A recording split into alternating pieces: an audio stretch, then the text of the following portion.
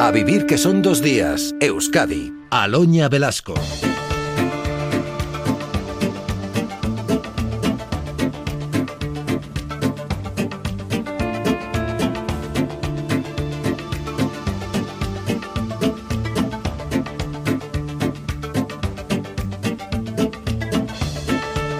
Ocurre sobre todo en los exteriores de las fábricas y talleres, eguerdion guztioi, pero atención, comunidades de vecinos, porque el robo del cobre es más frecuente de lo que parece. Las manillas de las puertas de los portales, las barras de alfombras, en lo que va de año se han contabilizado 27 sustracciones en Vizcaya, 24 en Guipúzcoa y 15 en Araba, 66 en total. Esos son denuncias interpuestas y que constan en la Ertzaintza. Claro, no todos denuncian. Y ojo porque son reincidentes. Lo que más son hurtos de material seguido de robos con fuerza.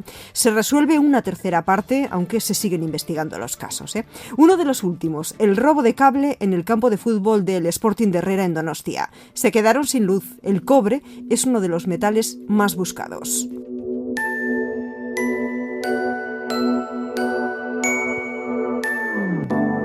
Por 1 kilo de cobre limpio nos dan unos 6 euros. Bueno, no está mal. Hablamos de tuberías o de cableado. En los 3 primeros meses de este año, el Departamento de Seguridad ha registrado 66 sustracciones entre hurtos y robos con fuerza. Ninguna detención.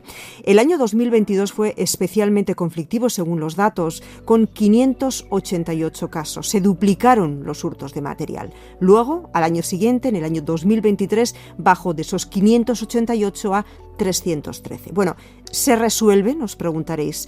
Según los datos que he pedido y los cálculos que he realizado, ahora me corregirán, la tasa de resolución sería aproximadamente de 1 de cada 3 casos. El resto se queda sin resolver. Hablamos de robos en garbigunes, en talleres, pero sobre todo en fábricas, en obras, aunque también se dan en casas, en portales, por ejemplo, las manillas de las puertas o las letras de latón nos hacen saber. ¿Quién está detrás de esos hurtos? ¿Cómo actúan? ¿Y a quién venden sobre todo ese material? Bueno, nos hemos puesto en contacto con Diego Tadeo, es oficial de la Jefatura Territorial de Guipúzcoa. ¿Qué tal, Diego? Buenos días. Muy buenas, Egunon. Bueno, y me pide que le tutee, cosa que, Diego, te agradezco.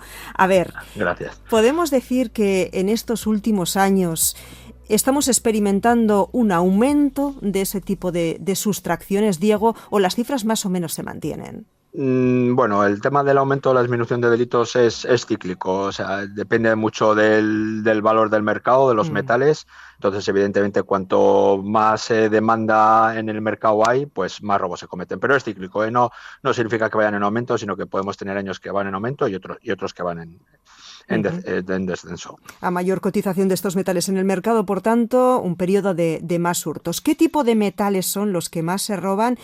¿Qué tipo de objetos, sobre todo, de los que tenemos en casa? Bueno, más de lo que tenemos en casa, que en casa no se roban objetos de metal, en domicilios van a buscar otras cosas. ¿Sí? No, al final son robos y hurtos en fábricas, en almacenes, talleres, en la vía pública también. Y bueno, evidentemente lo que más se busca es lo que más vale, que es el cobre, ¿no? Uh-huh. ¿Actúan como en solitario? ¿Actúan en grupo?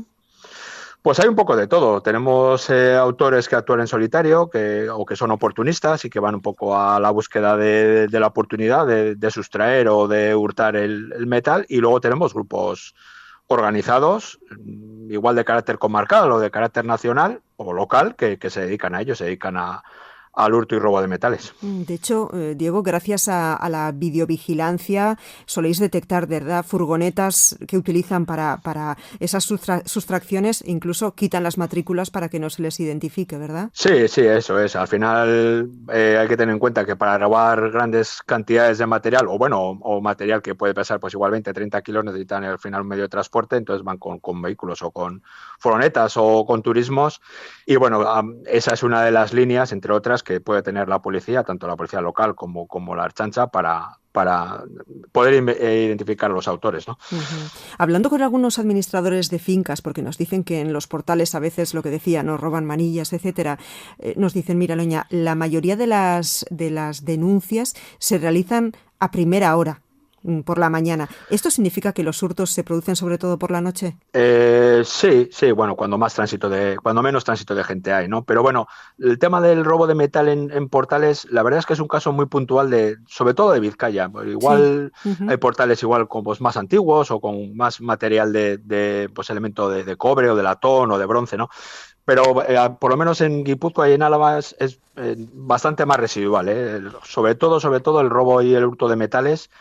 Sobre todo, más básicamente el 70-75% de los delitos se cometen en fábricas, en talleres, en empresas, en edificios abandonados, en ese tipo Mm. de lugares, ¿no? Incluso en campos de fútbol, ¿no? No hace mucho, en marzo, la noche del 29 al 30, tuvimos la noticia de un hurto en el campo de fútbol del Sporting de Herrera. Parece ser que se producía el segundo robo de cable de cobre en 7 meses. Les dejaron sin luz.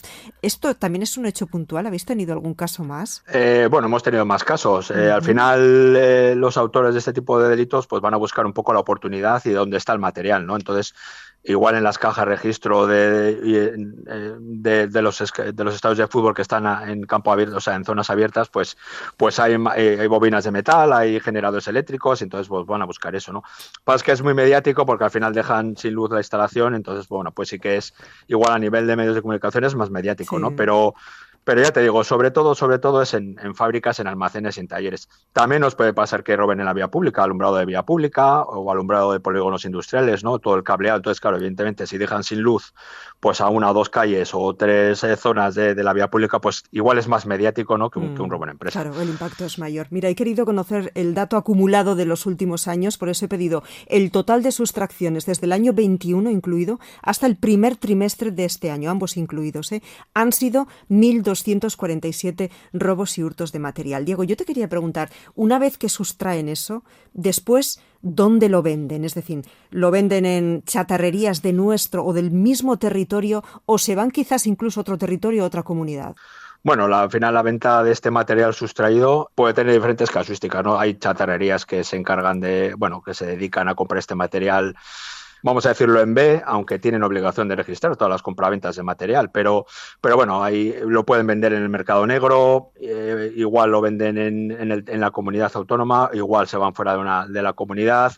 Pero al final generalmente son circuitos bastante, no voy a decir del todo cerrados, pero son bastante cerrados. Entonces, pues bueno, es que controlar ese circuito de venta, pues es costoso, requiere mucho esfuerzo, e igual las prioridades, pues igual son otras, ¿no? En determinados momentos. Según también la información que me pasabais, efectivamente, tal y como decías, en Euskadi está la obligación de las chatarrerías y de las empresas de registrar y de comunicar la compra de cobre y otros materiales a la Ertzaintza en un plazo de 24 horas y además de información sobre la compra, es decir, la fecha, el material, la cantidad del vendedor, el vehículo, el precio, y ese archivo debe estar disponible durante al menos 3 años para inspecciones.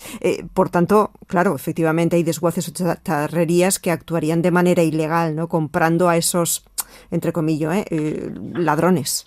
Sí, efectivamente. O sea, la labor de registrar las transacciones comerciales es obligatoria desde 2012, por lo menos en la comunidad autónoma, ¿no? Pero bueno, pues al final esa labor de control, tanto de los establecimientos de compra como de los vendedores, pues es compleja y requiere mucho tiempo y personal y bueno, al final sí que tenemos esa orden, pero bueno, luego la sistemática pues tampoco es igual del todo tan ágil como debería ser, ¿no? Claro. Dime una cosa, ayúdame a entender esto, Diego. ¿Tan rentable es? Porque yo decía, 1 kilo de cobre limpio aproximadamente ronda los 6 euros. Esto, digo yo que si lo hacen es porque obtienen un beneficio, claro. Sí, no, evidentemente. Y bueno, como bien has dicho antes, ¿no? Pues al final el cobre es el metal más buscado. Puede valer aproximadamente, porque ya digo que el precio del mercado baja, pero si estamos hablando de unos 6 euros, 5 o 6 euros, pues calcula que el kilo de hierro, el kilo de chatarra, pues vale 0,15, ¿no? Entonces, evidentemente, para hacer 1 kilo de cobre necesitas 40 kilos más o menos de chatarra. Entonces, pues claro, es el metal más rentable en ese sentido, ¿no? Uh-huh. Una última cuestión. Yo decía que aproximadamente, según cálculos y porcentajes que yo he podido extraer de las cifras absolutas que nos habéis pasado, se resuelve 1 de cada 3 casos. Me parece poco, pero también es verdad que será difícil dar con ellos, ¿o no? Bueno, poco o mucho, bueno, nosotros hacemos lo que podemos, hacemos lo que tenemos que hacer. Como decías, ¿no? En el año 2024 pues no hay ningún detenido, ningún investigado. Sí, pues porque evidentemente estamos en el primer trimestre estamos Sí. barajando datos del primer trimestre y hay muchos hurtos y muchos robos que se están investigando y todavía no han dado resultado y lo darán el resultado. Bueno, al final son delitos un poco igual de menos lesividad y al final, pues bueno, la tasa de resolución generalmente pues es infraganti o es un poco por investigaciones al final de matrículas o de cámaras de videovigilancia, pero bueno, al final es como todo tipo de delitos, ¿no? Hay delitos que se resuelven y hay delitos que evidentemente pues no. Ujú. Y muchos casos son reincidentes, claro. Sí, sí, estamos hablando generalmente, básicamente la mayoría de los autores de este tipo de delitos se dedican a ello, son multireincidentes, o sea, se sabe quiénes son, se sabe por dónde pueden interactuar, pero bueno, al final tanto las empresas tienen que poner recursos para evitar ese tipo de hurtos, sobre todo al descuido, ese tipo de robos, y nosotros como policía local o como Ertzaintza también, ¿no? Pero bueno, al final son delitos que son de menor lesividad y son rentables, económicamente son rentables. No sé si te pongo en un compromiso, si te pido el perfil, o nos estamos metiendo ya en cuestiones complicadas. Digo, no ya los grupos organizados, sino las personas que actúan de manera individual. ¿Hay un perfil determinado, un género? No. Al final, a ver, un delincuente que se dedica a hurtos, a robos, pues al final tiene un perfil determinado que puede ser nacional o puede ser probablemente de otro lugar, ¿no? Pero sobre todo los grupos que actúan organizados sí que tienen ya un perfilaje más característico, ¿no? Pues son grupos que actúan siempre un poco igual los mismos o entre 8 o 10 personas y establece una serie de pautas, ¿no? Pues el que conduce, el que carga, el que distrae, el que abre. Entonces, al final, es que policialmente se conoce quiénes son, se sabe quiénes, por lo menos en la comunidad, se sabe más o menos quiénes pueden estar implicados, pero una cosa es saberlo y otra cosa es luego tener elementos probatorios para poderlos llevar al juzgado, ¿no? Esas pruebas. Interesante. Bueno, pues así actúan, es lo que roban, 6 euros el kilo de cobre, estamos hablando limpio, y así funciona también la Ertzaintza para investigar y para dar con ellos. Diego Tadeo es oficial de la Jefatura Territorial de Guipúzcoa de la Ertzaintza. Muchísimas gracias, Diego, por estar en la cadena SER esta mañana. Va, eso ahí.